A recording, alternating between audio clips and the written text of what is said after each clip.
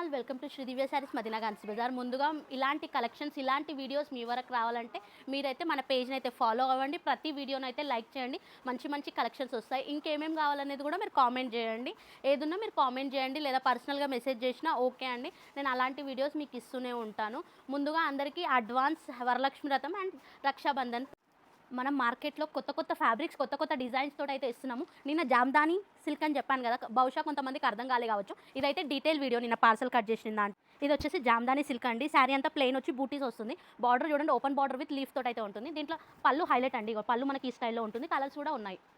ఇది వచ్చి soft cloth అండి, స్పేస్ సిల్క్. ఇట్లాంటి కలెక్షన్ చూసి మీరే కన్ఫ్యూజ్ అవుతారు, మదీనా మార్కెట్లో ఈ కలెక్షన్ అండి.